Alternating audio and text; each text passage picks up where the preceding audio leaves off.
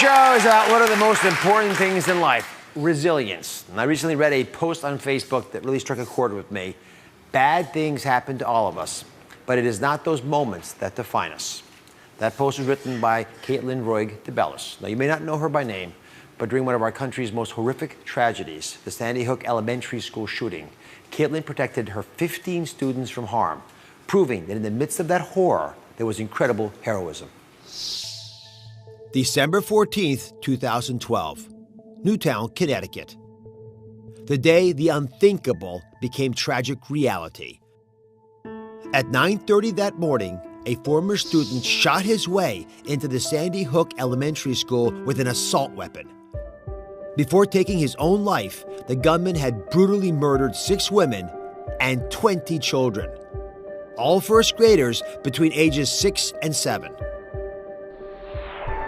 But even in the depth of that day's unimaginable terror, heroes found the courage to make selfless, rapid decisions to help others.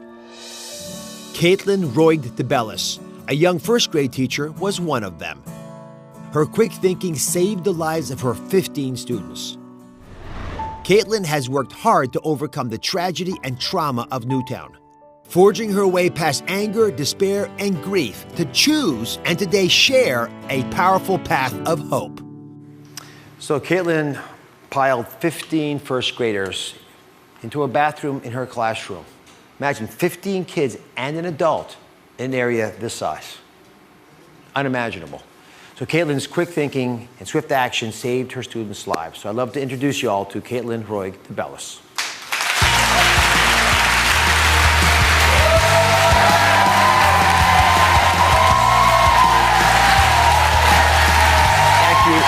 Thank you very much for coming. Thank you for having me. I have so much to ask you about, but I got to start with that closet. I mean, it is tiny. It's 3 by 4 feet, maybe. How do you get 16 human beings into a space that small? Until that day, I had never stepped foot inside that bathroom. It was too uncomfortably small for a grown adult to fit. However, in that moment, the decision that I had made for us to survive far outweighed how unreasonable it seemed for us to fit. The impossible needed to become possible, and thankfully it did.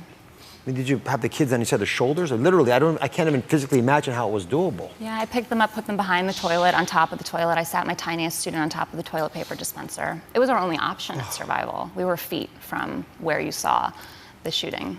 And how'd you keep all those kids calm? You know, kids are very aware of what's happening around them, and what they heard, they might not have known exactly what it was, but it was so loud and it was so scary and it was in such imminent proximity to them that they knew that staying quiet meant that that was staying away. It's been 3 years. Do you replay those moments over and over again in your head? It has been 2 years, 9 months, 15 days. It is constant, it is always, it is every second of every minute of every day. I don't even know how you ever recover from that. When you first realized what had happened and you were finally saved, how did you process that? What happened over those first few weeks? Sure, great question. At first, I was very much walking around in a daze. My sense of safety, of security were completely gone, taken from me. Sure. And at the same time, I was trying to answer why. Why did this happen? Why our school? Why those beautiful lives? And eventually I came to realize I was never going to answer those whys. Not then, not now, not ever.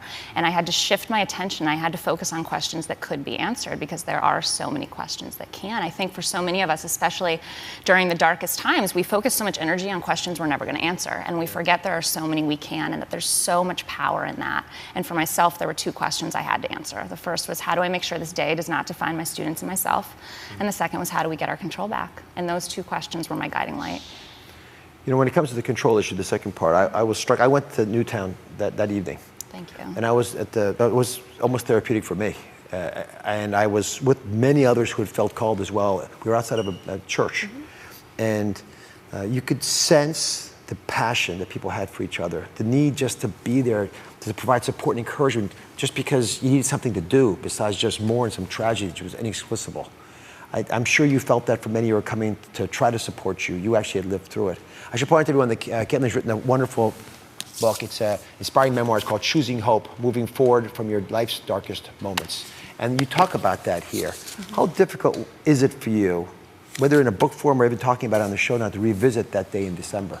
You know, I think for myself, because as I said, it's constant and it's always, so I might as well use my own darkest hour to empower others to know that they can overcome their own, because they can. Everyone has pain, everyone has hard times, and to know that it's a choice how you react to it. It's a choice every day.